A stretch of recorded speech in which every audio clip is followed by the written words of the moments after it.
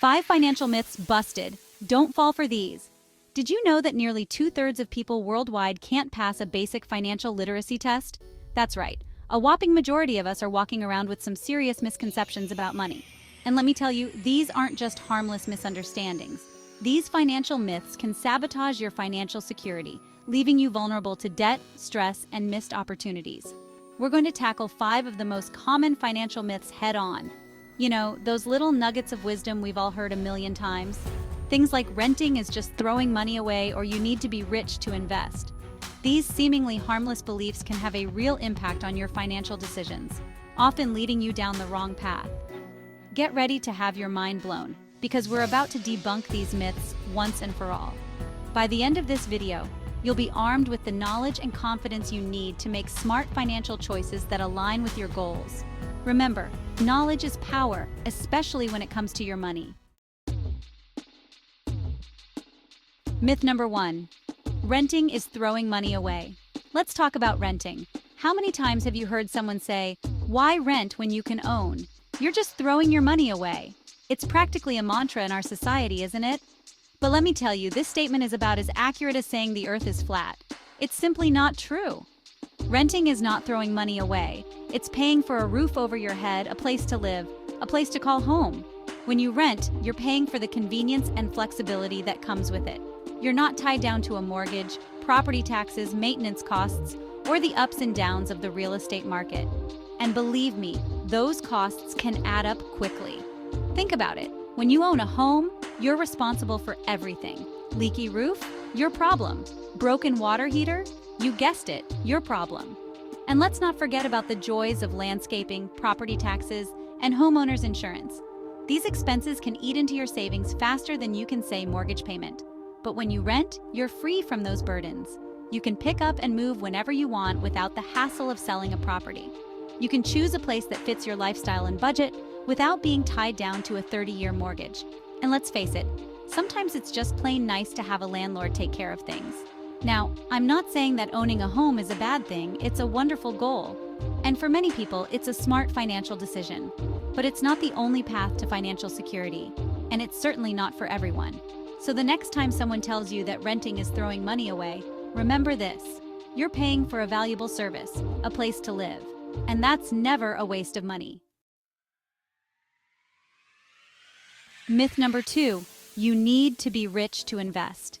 Here's another myth that I want to debunk right here, right now. You need to be rich to invest. Let me tell you, nothing could be further from the truth. This misconception keeps so many people from building wealth, and it's just plain wrong. You don't need to be rolling in dough to start investing. In fact, you can start investing with as little as $5. Yes, you heard that right, $5. Thanks to the magic of fractional shares and micro-investing apps, the days of needing a small fortune to start investing are long gone. The key to successful investing is not how much money you have, but how early you start. Time is your greatest ally when it comes to investing. The sooner you start, the more time your money has to grow through the power of compound interest. Compound interest is like magic. It's when your money earns interest on top of interest, and it's the secret to building wealth over time. Think of it this way: if you invest $100 today and it earns a 10% return, you'll have $110 at the end of the year. But here's where the magic happens. The next year, you're not just earning interest on your original $100, you're earning interest on $110. And so on and so on. The longer you let your money grow, the more powerful compound interest becomes. So don't wait until you think you're rich to start investing. Start small, start today, and watch your money grow over time. Remember, the best time to plant a tree was 20 years ago. The second best time is today. Myth number 3, credit cards are always bad. Credit cards. Those little plastic rectangles that can strike fear into the hearts of even the savviest spenders. We've all heard the horror stories about credit card debt. And it's true, credit cards can be dangerous if they're not used responsibly. But here's the thing, credit cards aren't inherently bad. In fact, they can be powerful tools for building credit, earning rewards, and even saving money. The key to using credit cards responsibly is to treat them like cash. Only charge what you can afford to pay back in full each month.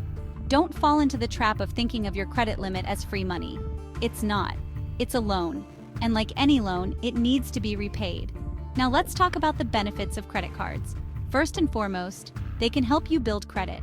Having good credit is essential for getting approved for loans, renting an apartment, and even landing a job.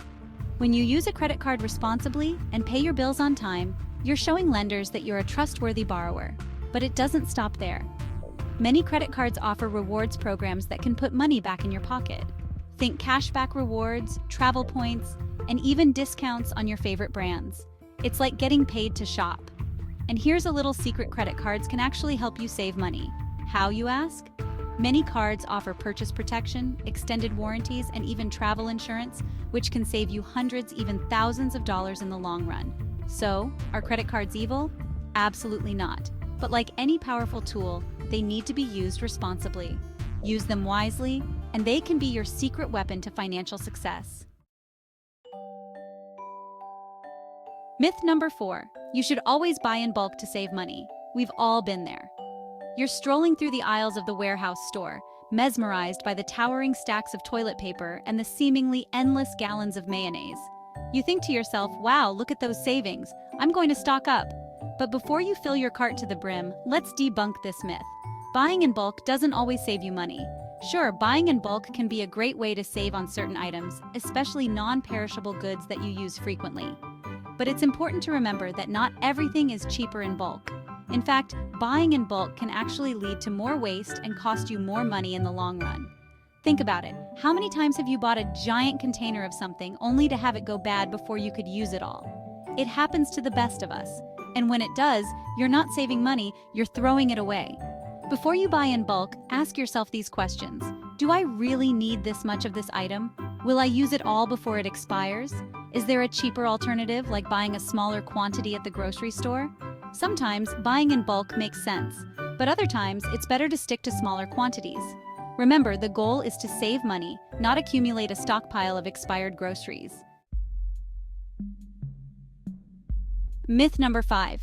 You don't need an emergency fund if you have a credit card. This last myth is one of the most dangerous, and it's one that I hear all too often. I don't need an emergency fund. I have a credit card. Let me tell you, this line of thinking is like playing financial Russian roulette. You might get lucky for a while, but eventually, your luck will run out. An emergency fund is not a suggestion, it's a necessity. It's your financial safety net, your protection against life's unexpected curveballs. What happens if you lose your job, your car breaks down, or you have an unexpected medical bill?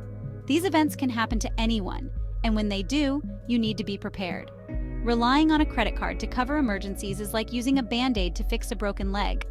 It might seem like a solution in the moment, but it's only going to make the problem worse in the long run.